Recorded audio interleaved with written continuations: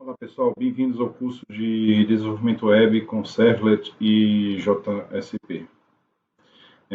Essa é a terceira parte do curso que eu vou dividir em três vídeos, porque eu vou falar sobre o ciclo de vida do Servlet. Né? O primeiro vídeo vai ser sobre isso, que é esse vídeo agora.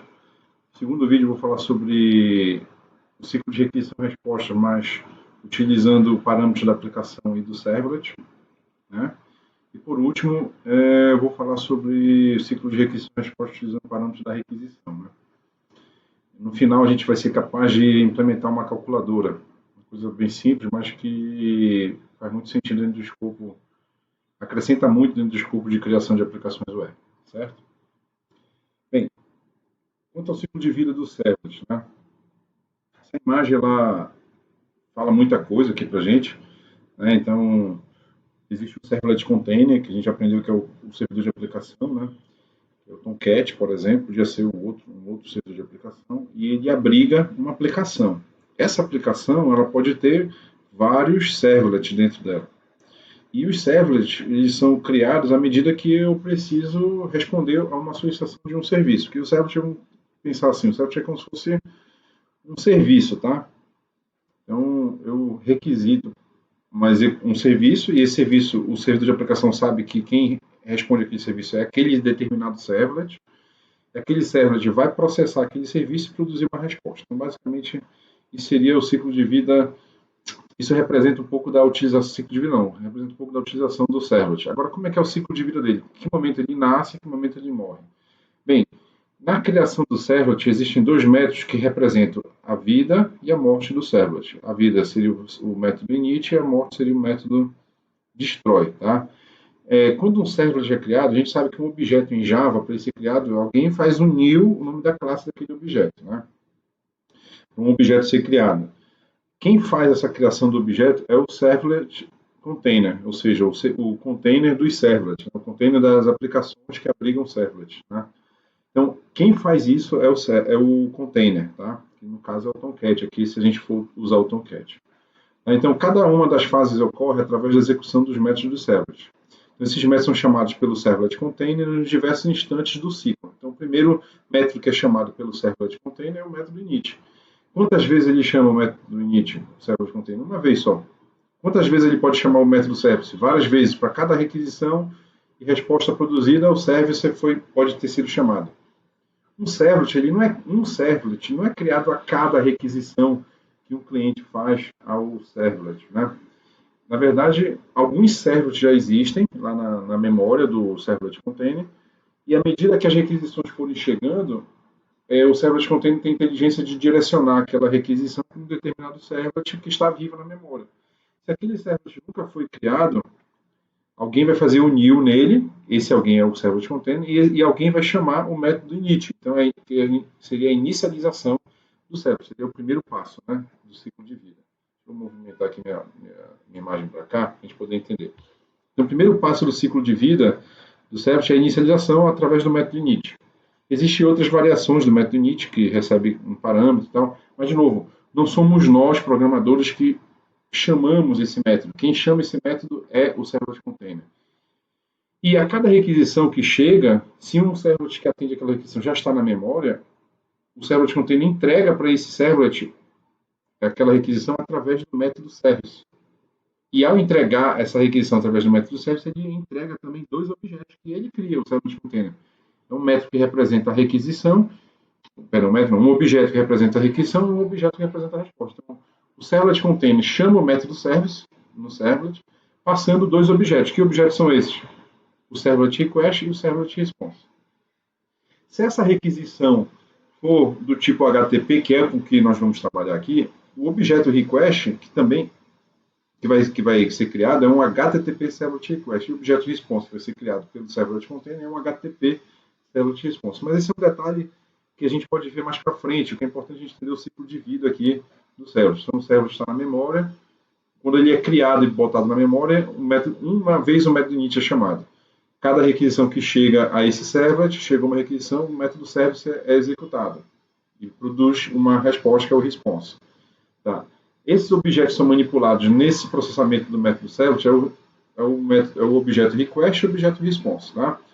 Quando um servlet não vai mais precisar ficar na memória, sei lá, digamos que o servlet container criou 100 servlets para poder atender aquela demanda exagerada naquele determinado momento de requisição-resposta, e depois ele percebeu que acalmou o número de requisições, sei lá, um momento de pico lá no servidor, acalmou, então ele não vai precisar manter aqueles 100 servlets na memória, então ele destrói alguns. Esse balanceamento da quantidade de servlets não somos nós programadores que vamos fazer. Quem faz, de novo, é o servlet container. Então ele vai destruir os objetos servlet. Esse é o ciclo. Começa com init, execuções excessivas de service, depois o destrói. Se esse servlet é um HTTP servlet, o service direciona essas requisições para um método do post ou do get, dependendo do tipo de requisição que chegar. Se a requisição que chegar for do tipo post, é para o do post. Se for do tipo get, é para o do get. E assim sucessivamente. Tá? Bem, ainda sobre o ciclo de vida do servlet, né? Notem que eu estou usando ainda a mesma figura. Estou reproduzindo aqui o que eu já falei, né? Cada requisição recebida de um cliente, um método service é chamado. Então, a cada requisição de um cliente, né? 2 objetos são criados pelo servlet container. Quais são esses 2 objetos? Para poder executar esse processamento, esse service. O servlet request e o servlet response. Então, o request e o response. Né? Para o container chamar o método service, ele tem que processar uma requisição e produzir uma resposta. Esses 2 objetos já são entregues nesses services aqui, nesse método service. Quem cria esses 2 objetos? Container. Então, quando um HTTP servlet é utilizado, que é o caso aqui, o método service encaminha a execução para o do get ou do post.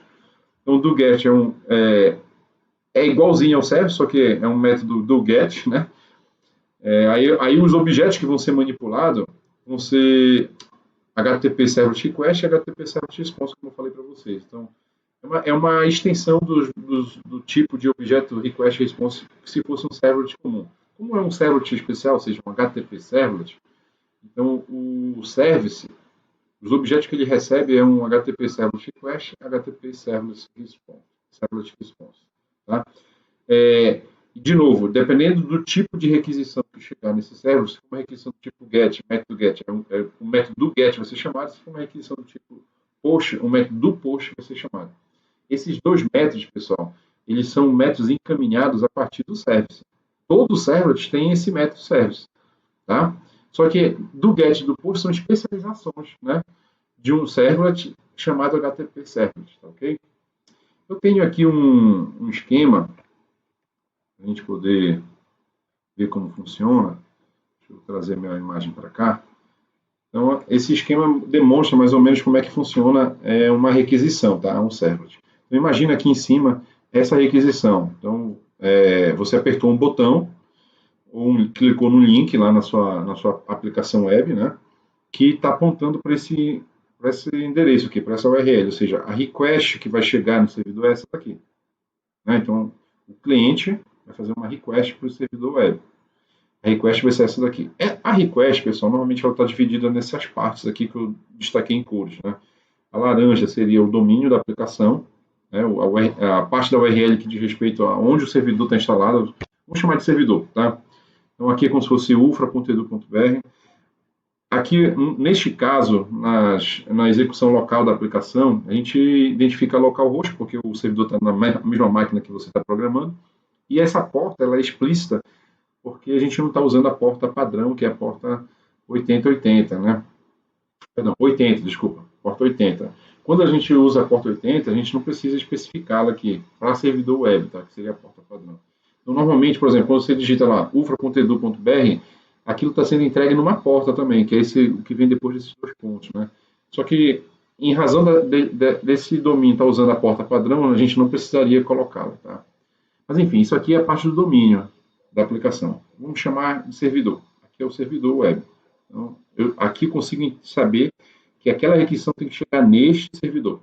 Aquela requisição que eu cliquei no cliente tem que chegar naquele servidor. Essa parte em laranja.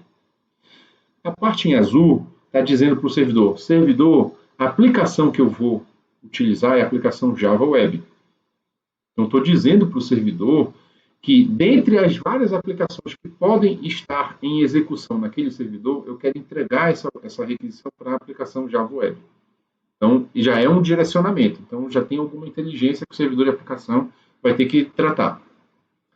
E a parte verde está dizendo assim, ó, e desta aplicação, ou seja, no domínio, no servidor, nesta aplicação, eu quero que execute esse serviço, ou este servlet. Então, é o servlet lá mundo.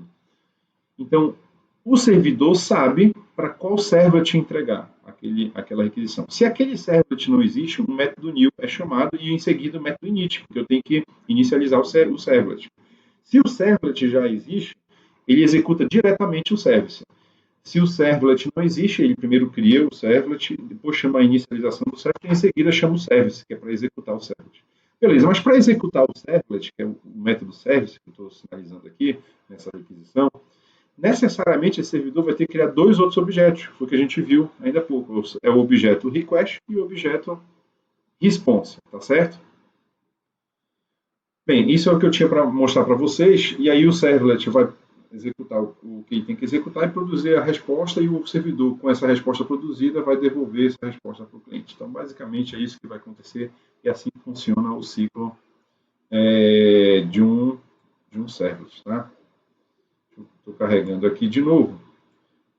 Só pular para o próximo slide. Nesse slide aqui, pessoal, eu estou tentando quebrar aquele conceito que eu coloquei com cores lá naquela figura, né, de mostrar como funciona, separando o que é o domínio, o que é a aplicação e o que é o servlet, né, nessa figura. Então, localhost 8084 é o domínio, tá certo? Aí Java Web é a aplicação. Naquele mesmo domínio, naquele mesmo servidor, eu posso ter várias aplicações sendo executadas. Aqui eu estou exemplificando a aplicação que nós estamos trabalhando, aqui a aplicação exemplo, que é Java Web. Mas poderia ter outras aplicações. A aplicação, por exemplo, app-xpto. Várias, na verdade, várias aplicações rodando no mesmo domínio. Nesse esquema aqui, eu tento ilustrar isso para vocês. O escopo do nosso de trabalho é isso aqui, né? Que a gente está trabalhando. Mas naquele servidor, poderia ter outras aplicações. Bem, sabendo qual é a aplicação, porque a URL tinha HTTP, localhost, 84/Java Web, já sei qual é a aplicação. Agora eu quero saber qual é o serviço que eu vou executar naquela aplicação. Se eu paro aqui, a gente já aprendeu que a página inicial de uma aplicação é index.html. Então, automaticamente, o servidor de aplicação vai procurar esse recurso, index. Eu não preciso botar aqui qual é o serviço que eu quero, ou o recurso que eu quero. Mas quando eu coloco, que é o caso aqui, servlet Olamundo, eu estou dizendo assim, olha, daquela aplicação quero executar este serviço. Então, eu estou especificando dentro daquela aplicação qual o serviço quando eu acrescento /servlet Olamundo. É isso, pessoal. Por hoje é só.